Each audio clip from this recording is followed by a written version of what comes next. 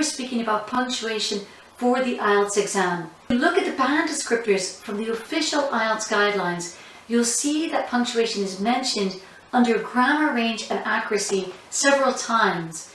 And unfortunately, even if you make a small mistake in punctuation, you will lose marks and get a lower band score.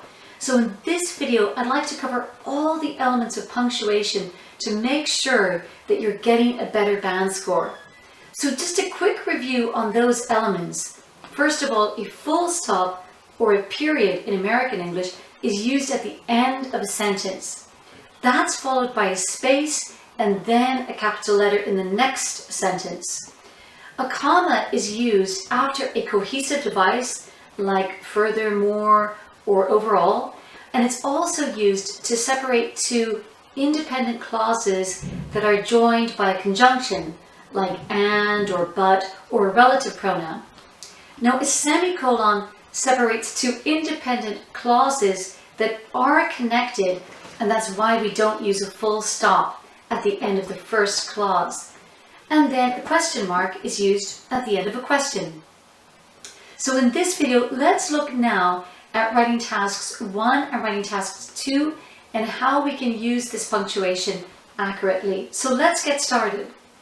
So we use commas after introductory phrases or phrases that come before the main clause, and to separate two independent clauses separated by conjunction or pronoun.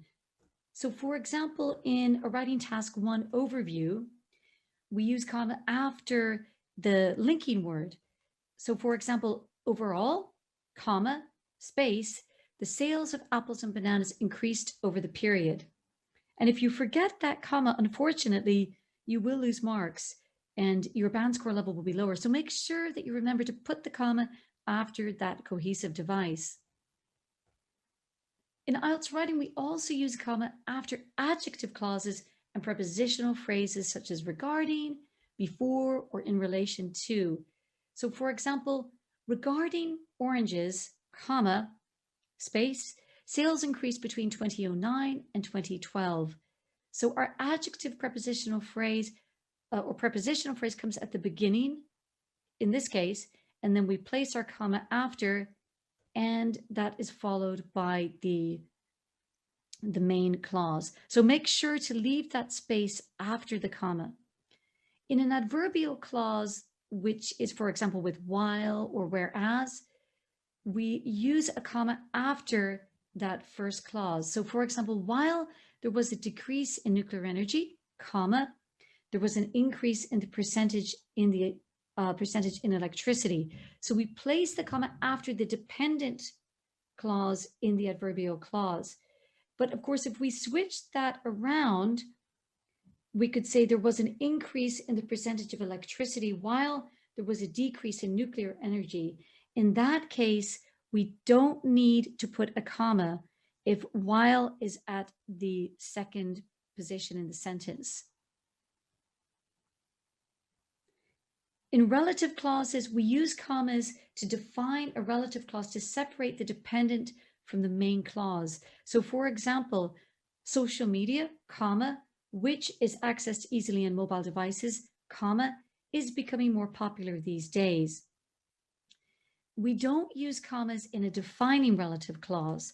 So if we were to say there are many devices which people use to access social media, no punctuation in this case. It's only in that non-defining relative clause when you're adding that extra information in the dependent clause. Semicolons are used to separate two independent but connected clauses. The reason we don't use a full stop or period is because the sentences are still connected, and we don't use a comma because the clauses are independent.